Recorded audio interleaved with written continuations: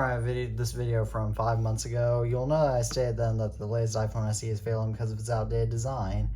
However, the iPhone SE has an obsolete design on its third iteration. How did they succeed in the first place?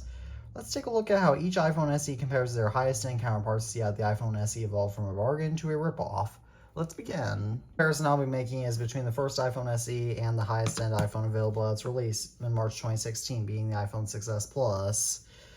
The first central compromise compared to the iPhone 6 Plus is that the iPhone SE1 has almost the same design as the iPhone 5, which was only 4 years old back in 2016, which alongside its newer counterpart with the same design, the iPhone 5s, were phones that people would likely be upgrading to the iPhone SE1, so it wasn't a major compromise.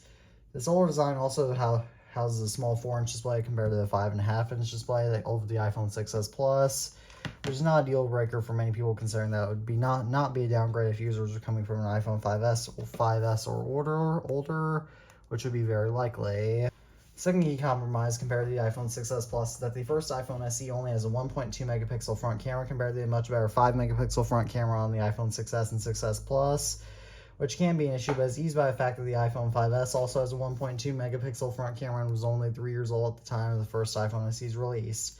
The third main compromise of the iPhone SE was that it lacks 3D touch, which was only a deal breaker if you happen to be switching from an iPhone 6s, so that was not an issue to an average Joe.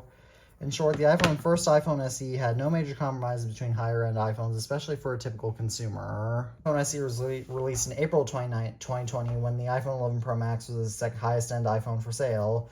The iPhone SE second generation does have notable compromises compared to the iPhone 11 Pro Max, though they were somewhat excusable. The biggest compromise of the iPhone SE2 compared to the 11 series is that it has thick bezels and a home button, which was very unappealing even in 2020. However, it was somewhat excusable by the fact that many people such as myself were still rocking iPhones with home buttons back in 2020 that we would consider upgrading, and that the iPhone 10, the first all-screen iPhone, was only 3 years old back in 2020, so many people were still not ready to upgrade from their iPhone 10s yet. The second iPhone SE also lacked Face ID, or the iPhone 11 Pro Max has. It was able to mitigate that loss simply by the fact that it was sold by the course of the pandemic. The current iPhone SE was released in March 2022, and the iPhone 13 Pro Max was the highest-end iPhone available. The biggest feature the iPhone SE3 has compared to its highest-end counterparts is bezels and a home button, which by 2022 was pretty unacceptable because most people, including myself, were using all-screen iPhones and were looking to upgrade from their older notched iPhones, such as the iPhone 10, 10R, and 10s. However, as I stated in my video in March about this phone's failure, the third iPhone SE looks far older despite the iPhone 10, despite being far newer, which sways consumers away from the third iPhone SE.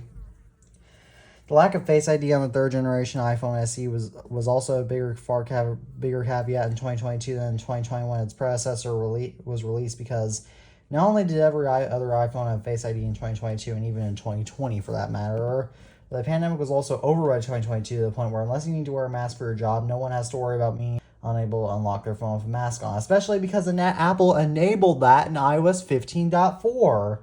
Also, Touch ID is a major hindrance for people that have skin conditions such as eczema, so Touch ID is actually inconvenient to a lot of people.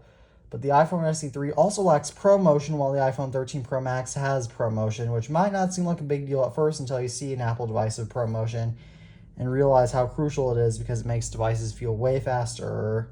So in short, the iPhone SE has evolved from a bargain to an obsolete ripoff compared to its higher-end competitors, which is a shame, but it explains why the third iPhone SE is failing.